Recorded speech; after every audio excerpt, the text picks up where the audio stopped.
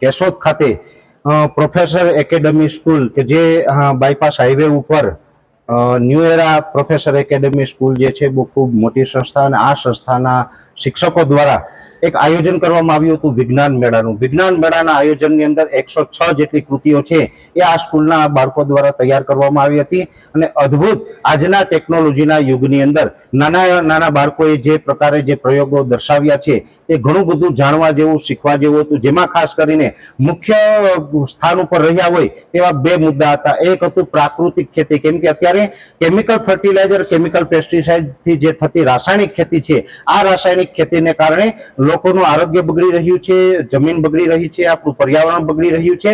ત્યારે પ્રાકૃતિક ખેતી કરવી ખૂબ જરૂરી છે. તો આજે આ સ્કૂલના બાળકો દ્વારા અને આ શિક્ષકો દ્વારા પણ જે પ્રયોગો બતાવવામાં આવ્યા હતા તેમાં મુખ્ય સ્થાને પ્રાકૃતિક ખેતી રહી હતી.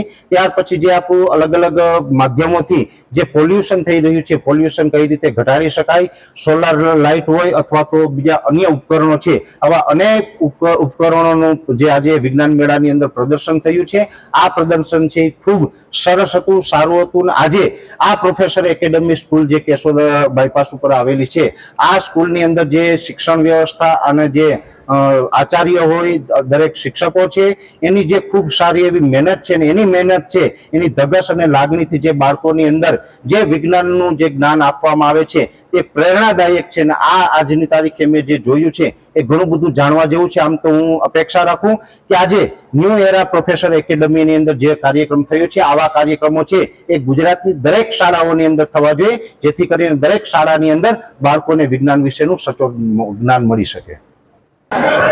મારું નામ કુંભાણી હેતવી છે. હું ધોરણ 11 સાયન્સની વિદ્યાર્થીની છું.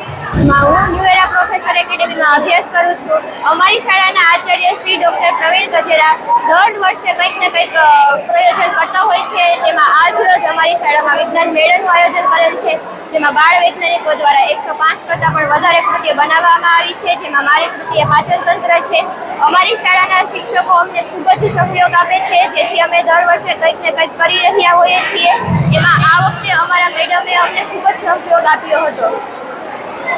હું ડૉક્ટર વિનાયક ભાણવડિયા આજ રોજ પ્રોફેસર નેપામાં પ્રોફેસર એકેડમીમાં સાયન્સ એન્ડ મેથ્સ ફેરમાં આવવાનું થયું. ખૂબ જ પ્રફુલ્લિત કરે એવું, ખૂબ જ અચંબિત કરે એવું છોકરાઓની મહેનત છે. છોકરાઓએ ખૂબ જ મહેનત કરી, દરેક વિષયો પર ડીપથી રિસર્ચ કરી અને નાના નાના એટલા સુંદર પ્રોજેક્ટો બનાવ્યા છે, એન્વાયરમેન્ટને લગતા, હેલ્થને લગતા, તેમજ એઆઈ અને ટેકનોલોજીને લગતા, જેમાં ઇવન કોમ્પ્યુટર કોડિંગનો પણ સમાવેશ થાય છે. આવા અલગ અલગ પ્રોજેક્ટ જોવાનો મને ખૂબ જ મોકો મળ્યો અને આ ખૂબ પ્રભાવશાળી છે. હું આખી પ્રોફેસર એકેડમીની ટીમને ખૂબ જ ધન્યવાદ આપીશ અને આગ્રહ કરીશ કે બધા જ બાળકો કેશોદ તાલુકાના આસપાસના વાલીઓ સાથે આ ખાસ સાયન્સ ફેરનો લાભ લે. આભાર.